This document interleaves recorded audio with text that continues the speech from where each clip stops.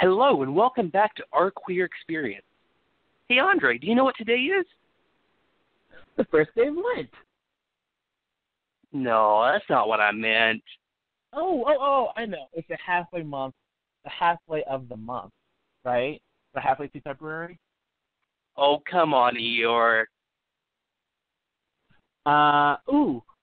We're a week into the Winter Olympics, right? That has to be it. Not quite. One more time. Oh, it's a day to celebrate a Roman saint that married people in secret. That's right. Happy Valentine's Day. Joy, joy, joy. So welcome to Our Queer Experience. I'm Bruce. I'm joined today by Andre.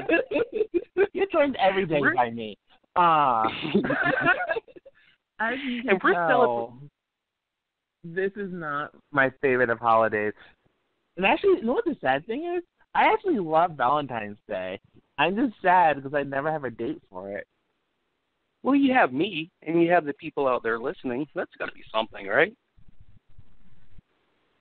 The listeners are good. I'm glad to have them. But in the words of Shania Twain, that won't keep me warm in the middle of the night. I think any Shania, Bruce. Anytime that you quote Shania Twain, you win the debate. I mean, it's an over. Thank it's a you. done deal. Yeah. Fantastic. I agree. Yeah. You know. But yeah, you're right. I do have a boyfriend. He is actually, his work schedule, we don't see each other very much. So it's nothing, we're not doing anything special today. But, I got to give him a good kiss whenever I saw him this morning, and that's always something, right? Aw, how sweet. Yeah, We're kind of, So if you ever see us in real life, and, in a couple weeks, I'll probably bring on somebody that knows me in real life. And so if you ever see him and I in real life, it's going to be, we're that couple that makes you sick and jealous and all that. So, I mean, we're not, like, in your face, but, kind of, you can tell that we love each other. All right, that's super cheesy. Let's move on, all right? Don't visit Columbus. No, it's not like, it just makes you, I don't know. I feel like that's terrible. But no, we definitely, he's the one, I think. You have what I always wanted. And did you just say he's the one you think that's amazing? Are you, like, shopping for rings and such? He's probably not going to listen to this podcast, so let's go ahead and dish the dirt, can we? So he wants to. I mean, he's been talking about it for a while, but I kind of, like I was saying in the last episode, I'm just not ready. I'm not there yet. Nothing to do with him. I'm just, as of a year ago, I didn't even think that. You know what I mean? Does that make sense? I'm just not there yet. Yeah, I understand. It's a little difficult for me because I'm someone, I wanted to get married when I was like 4. Like, I wanted a family. I had baby names picked out by the time I was like 8 or 9. So, if I were to meet someone that I thought could be the one, then we would have some pretty frank discussions about what the future holds. On like the first date? Maybe not that quickly, but I had a boyfriend this time last year. We had a nice little date. It's actually really cute. We have 3D printers on campus, and so I actually printed out his favorite animal and his favorite color, and my favorite animal, my favorite color, and I gave him like these little trinkets that were like specially made just for him, and it was pretty cool. That's so cute. Thank you. You're adorable. I do think I'm cute. So you planned out your wedding and before your... Go ahead and... No. What's What's your dream wedding? I planned out marriage. I wanted to get married. I don't believe in planning an event unless everyone is involved. So I don't want to plan a wedding and then meet someone who hates half the ideas and then is like, I have to choose between my lifelong dreams and my man. I'd much rather just know that I want to get married, maybe have a Pinterest board or two collecting ideas that may or may not be called, hopefully I'll need this one day. And then I'll be able to talk, and when I meet someone and we think we are meant to be, then we can start having that discussion, you know? Oh. Do you want a big wedding? No, not at all. I want something small and intimate. Yeah, go elope at Vegas, that kind of thing. Nothing wrong with that. Maybe, oh, hey, gay marriage is legal everywhere. We can go and elope in Tulsa. So, how much fun would that be? That's a story that you should tell your kids for sure. Exactly. Do you, so when you do get married, do you, I mean, obviously you're out to your family and all that. Do you expect, yes. Do you expect them all to, because speaking from my experience, I don't really expect that all my family would be willing to come to a gay wedding. Do you have that? That's actually part of the reason why I want a smaller wedding. Just, it will help avoid a lot of drama and issues and such. Sure. If we keep it small. But I know my entire immediate family would at least attend. And I know I have some cousins and such that would probably come if invited. Other than that, I don't know. And I don't know how much I would want to invite my entire extended family.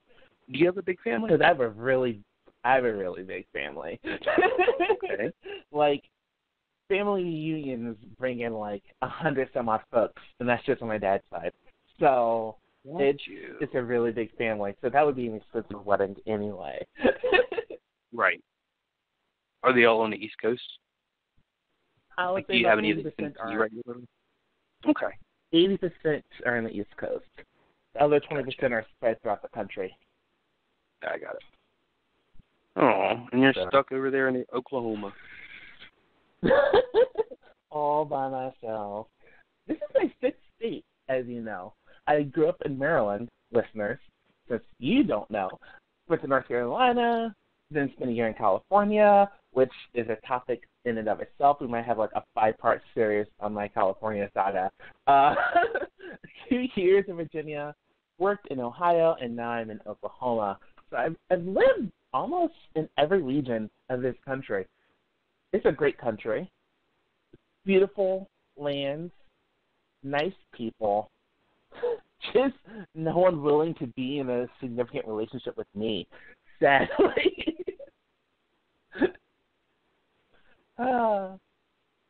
Tell us about your first kiss, though.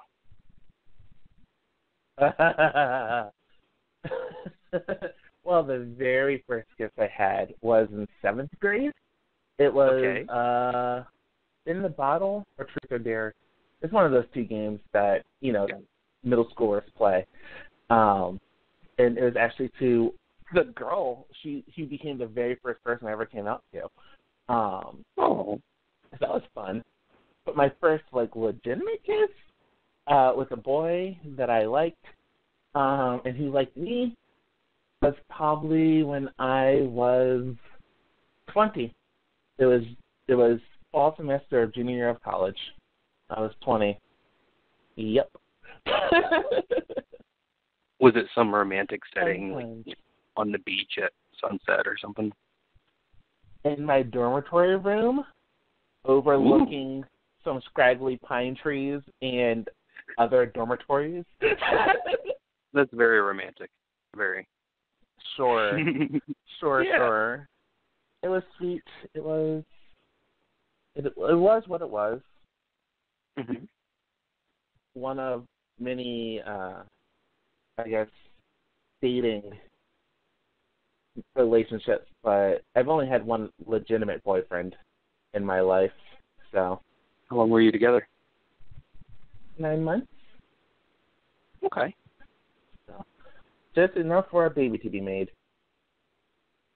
Any shade you want to throw in case he's listening? I'm kidding. Please don't do that. No, we're still friends and trying to figure out what that looks like for us. And I'm not a shade thrower. I'm either going to stab someone or I'm not going to do anything ill towards them. It's only the extremes, nothing in the middle. What about you? How did you meet your boyfriend? So I had graduated from West Virginia, and, you know, I had to myself when I was looking for a boyfriend. He was driving a truck just around the country, randomly stopped by the city I was living in. We met and started talking. It was kind of a long-distance thing for a while. I'm talking over the phone, and we eventually, we fell in love over the phone, which is weird. But we, took a leap. We moved together to Ohio, and here I am. That sounds like the definition of a whirlwind romance. You're kind of vague, though. How did you all meet initially? We met standing at a truck stop, or? Yeah, I was a lot the internet. Just trolloping around looking for something. So yeah, we did meet online. Good.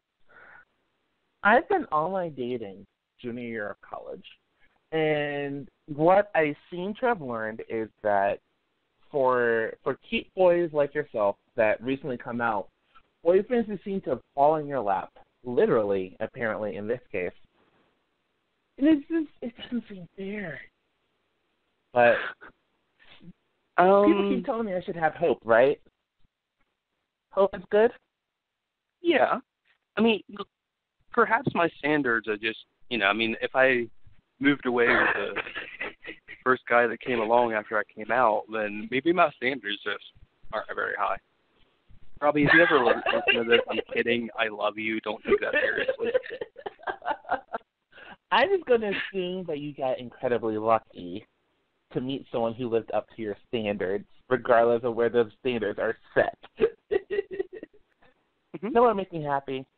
Talking about gifts, what did you get Robbie? Oh, you know what, Andre? I actually haven't got him any, because I was saying that I haven't really seen him very much today. I should probably surprise him with something tonight, but I don't really have any ideas. Yes. Wow. Do you have any recommendations? I have no one to be romantic with, so you can get the full brunt of all this built-up romanticism. I always like to go for something sentimental over something expensive, mostly because I don't have much money. But sentiment usually is the best thing anyway. So what's something that means a lot, not just to him, but to the two of you together? No, that is true. That's a tricky thing with him, though, because anything that's, like, cheesy or, like, you've seen it on a movie or something, he goes, ew, that's gross. Don't even bother. So, I mean, he's kind of hard to buy for him. What about, like, a gold cast of the first phone you used to meet him? I thought you were going to say a cast of something else. I was like, Andre, no.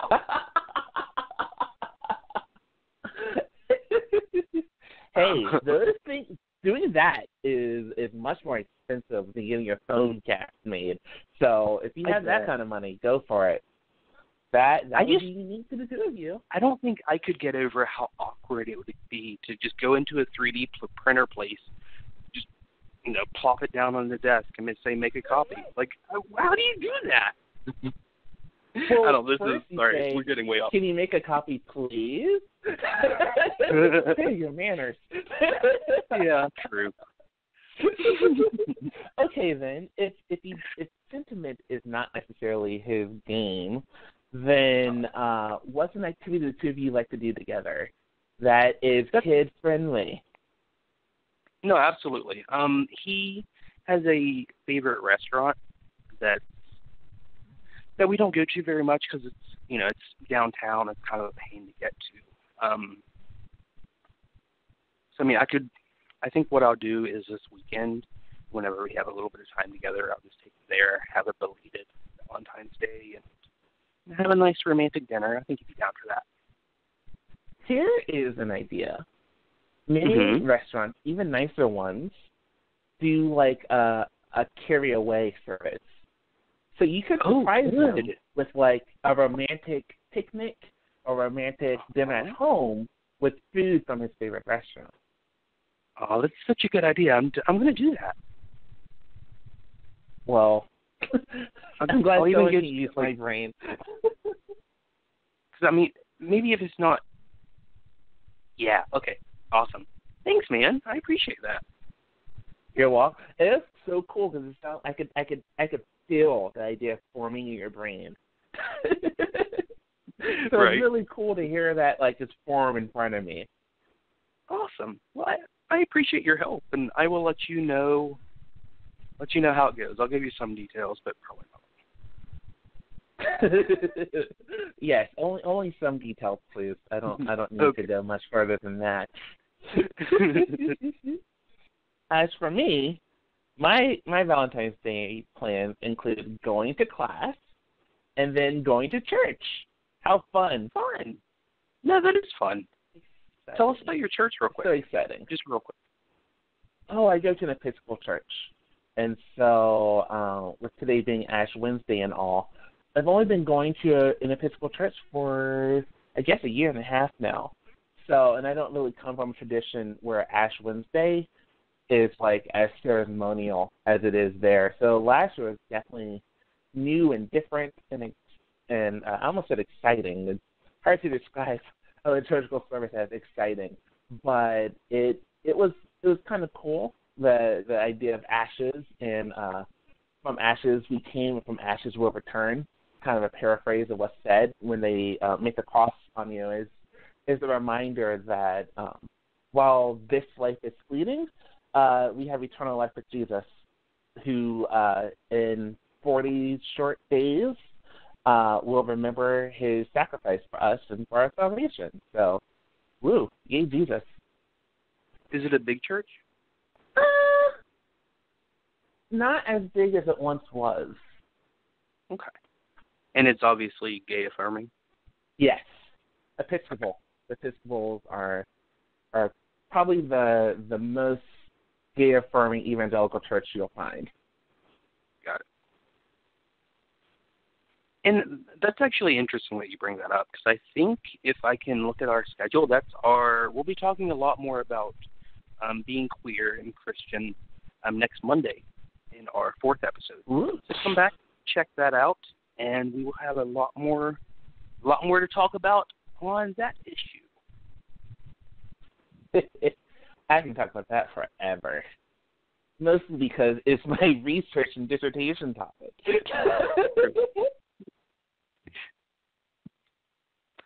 Well, Mr. Andre, it was a pleasure to talk to you on this Valentine's Day.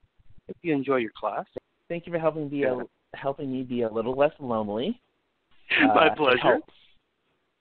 You never know. And, I mean, keep your head up, man. You might, what? You know, the boy that you sat down next to beside, like the boy that you sat beside next, the boy that you sat beside in class. That could be the one that that could be the one. Keep your head up, man. The only boy in my class is 10 years older than me and married. So maybe not him, but I understand what you're saying. Hey, who knows? Maybe this time next year we'll have a contest with our listeners and they can date me. True. We'll have like a dating show type thing, and we can. That could get scary pretty quick though. Or fun, or both. Yeah, or fun. We'll see. I'm down for an adventure. That sounds fantastic. And for those of you listening, if you come back on Friday, we'll have an interview with Marcus Bolster. He is a friend of both of ours within the Tedder Vision community. So we'll have him on, tell a little bit about his story, the issues that he faces, his queer experience, and it'll be a lot of fun.